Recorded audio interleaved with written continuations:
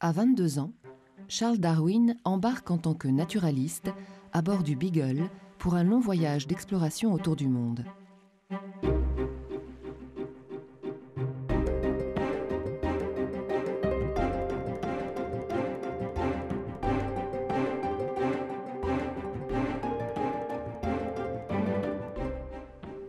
À l'époque, ces voyages étaient de vraies aventures. Il fallait affronter les forces de la nature et les conditions de vie à bord étaient très modestes.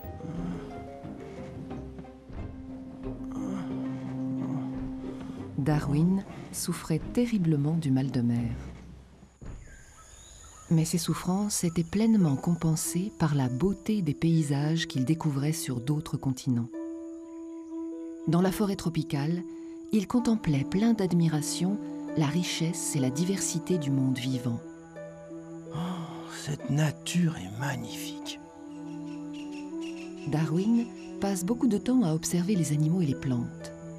Il annote soigneusement ses observations et collectionne de nombreux spécimens. Comment est-il possible que toutes ces formes de vie existent, si diverses et parfois si semblables ? Avant de partir pour ce long voyage, Darwin, prévoyant, s'est constitué une petite bibliothèque scientifique comme source d'information. Il s'y réfère fréquemment pour s'instruire.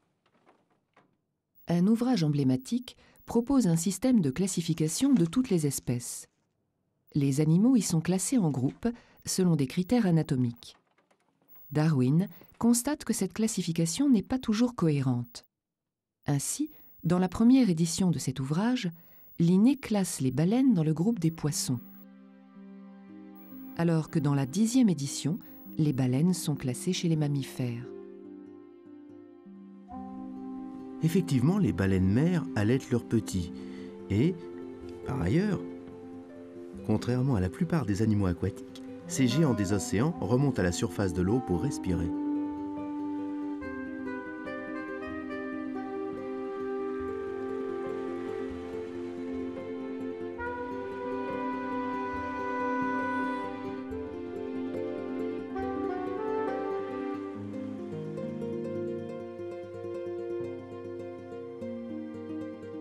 Après tout, c'est un mammifère, dont la morphologie pisciforme résulte uniquement de son mode de vie aquatique. On dirait presque une main ou une patte. C'est assez rudimentaire, mais malgré tout, cela ressemble fort à des membres inférieurs. Cela pourrait-il indiquer que les ancêtres des baleines vivaient sur Terre ? Passionné par l'histoire naturelle, Darwin s'intéresse de plus en plus aux vestiges que renferme notre Terre. Lors de fouilles en Amérique du Sud, il découvre un nombre important de fossiles. Certains lui sont inconnus et font apparemment partie d'espèces éteintes.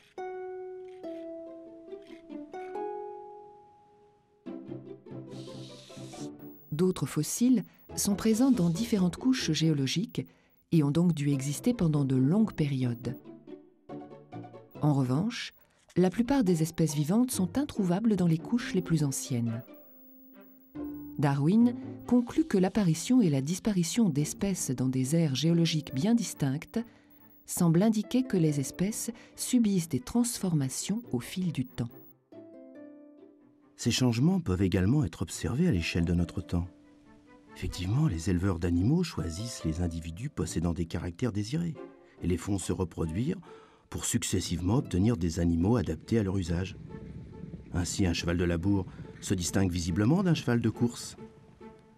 Si cette sélection effectuée par l'homme peut aboutir à des transformations d'espèces domestiques, pourquoi ce principe n'agirait-il pas à l'état naturel ?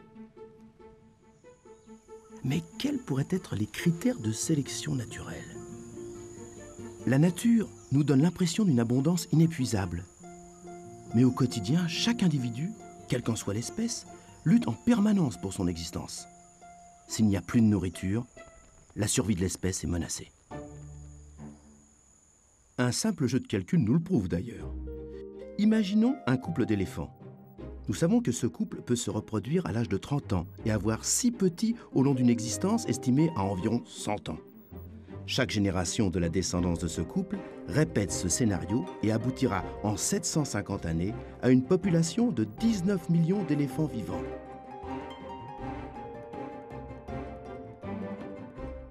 On est loin de ces chiffres. Il est donc évident que de nombreux éléphants disparaissent bien avant leur mort naturelle. Seuls ceux qui possèdent un caractère qui leur procure un avantage, tel qu'atteindre plus facilement la nourriture ou échapper à leurs prédateurs, pourront survivre.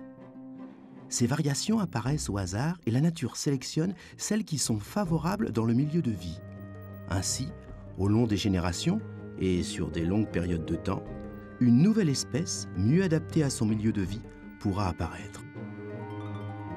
C'est un processus extrêmement lent et les fossiles en témoignent. Malheureusement, les archives géologiques ne sont pas aussi complètes que je le souhaiterais. Mais il faut le dire, la fossilisation est un processus naturel extrêmement rare. De tous les individus qui ont vécu sur Terre, seul un infime petit nombre d'individus est mort dans les conditions propices à être fossilisés. Encore heureux que nous ayons ces traces qui nous offrent ces indices de l'histoire de la vie sur notre planète. Après presque 5 ans de voyage à travers le monde, Darwin revient en Angleterre. Il fonde une famille et poursuit son travail sur l'origine des espèces. La nature favorise les caractères qui offrent un avantage de survie pour l'individu. Et à travers cette sélection naturelle, les variations représentant un avantage dans la lutte pour l'existence s'imposent au cours des générations.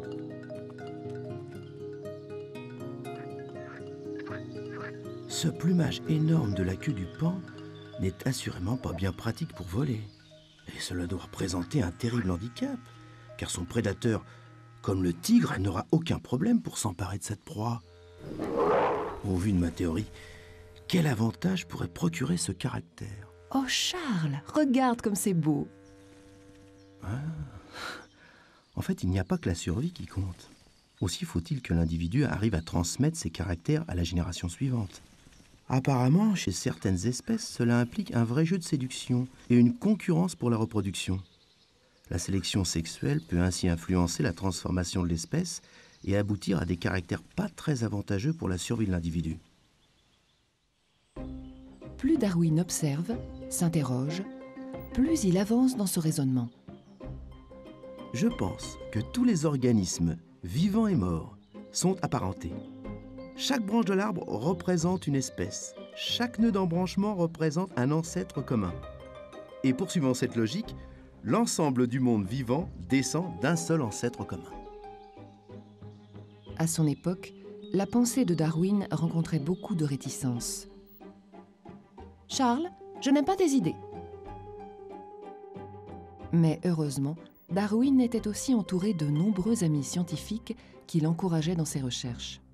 Charles, tu devrais publier ton travail. Ton analyse exhaustive sur les fossiles et les spécimens, ainsi que la correspondance avec les scientifiques experts, sont à l'état où tu peux sans aucun doute déclarer ta théorie, car tu as rassemblé suffisamment de faits concluants. Enfin, en 1859, il publie son ouvrage sur l'origine des espèces. Depuis, de nouvelles connaissances en diverses disciplines scientifiques ont fortifié la théorie de l'évolution. La génétique, la géologie et surtout la biologie moléculaire.